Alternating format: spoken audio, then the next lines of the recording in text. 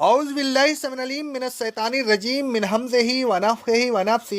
سورہ بقرہ کی آیت نمبر 63 اور 64 میں اللہ رب العالمین کا ارشاد گرامی ہے، اور اے بنی اسرائیل، وہ وقت یاد کرو جب ہم نے تم سے مضبوط عہد لیا تھا،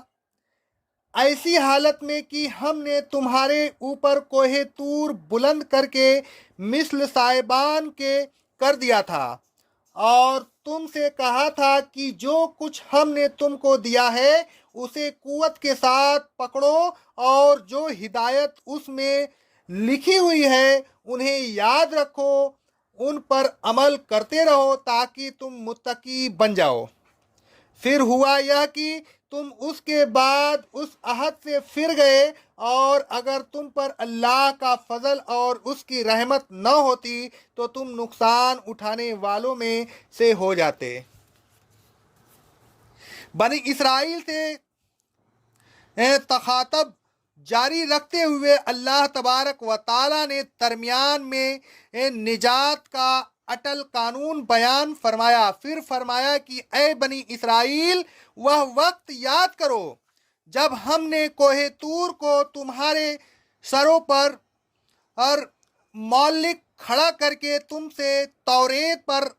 عمل کرنے کا مضبوط عہد لیا تھا۔ تم اس عہد سے بھی پھر گئے، پھر اللہ تعالیٰ نے تم پر اپنا فضل و احسان کیا کہ تم کو نیست و نابود نہیں کیا، تمہارے قصوروں کو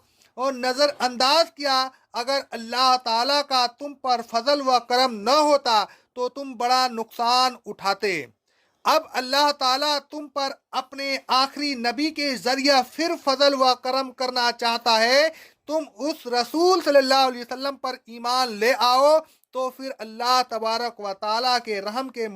مستحق بن جاؤ گے، ورنہ یاد رکھو کہ جنت پر کسی قوم کی ٹھیکیداری نہیں، جنت تو اس کے لیے ہے جو ایمان لائے اور نیک عمل کرے۔ اللہ رب العالمین فرماتا ہے سورہ نساء کی آیت نمبر 47 میں،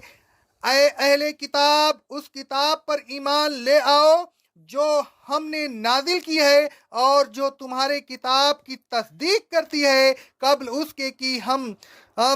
مجرموں کے چہرے بگاڑ کر ان کے پشت کی طرف کر دیں، یا ان پر اس طرح لعنت کریں جس طرح ہفتہ والوں پر کی تھی، اور اللہ کا حکم تو ہو کر رہتا ہے۔ آگے اللہ رب العالمین فرماتا ہے سورہ مائدہ کی آیت نمبر 65 میں، اگر اہل کتاب ایمان لے آئیں اور تقوی اختیار کریں تو ہم ان کے گناہ معاف کر دیں گے اور ان کو نعمت کے باغوں میں داخل کریں گے۔ آگے اللہ رب العالمین کا ارشاد گرامی ہے سورہ مائدہ کی آیت نمبر 19 میں، اے اہل کتاب، رسولوں کے آنے کے سلسلے میں جو ایک عرصہ تک انقطاع رہا، اب اس انقطاع کے بعد تمہارے پاس ہمارا رسول آ گیا ہے جو وضاحت کے ساتھ ہمارے احکام بیان کر رہا ہے۔ ہم نے اس رسول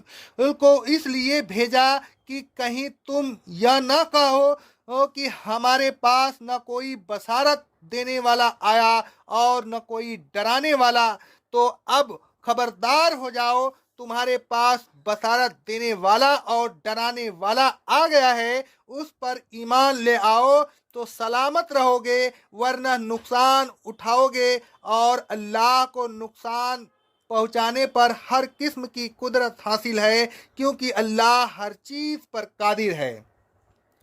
کوہ طور کے نیچے جو عہد بنی اسرائیل سے لیا گیا تھا، اس عہد کا اللہ تعالیٰ نے کئی مقام پر ذکر کیا ہے۔ مثلا اللہ رب العالمین فرماتا ہے سورہ بقرہ کی آیت نمبر 93 میں، اے بنی اسرائیل، اس وقت کو یاد کرو جب ہم نے تم سے مضبوط عہد لیا تھا، ایسی حالت میں کہ تمہارے سر پر کوہ طور کو معلق کھڑا کر دیا تھا۔ ہم نے تم سے کہا تھا کہ جو کچھ تمہیں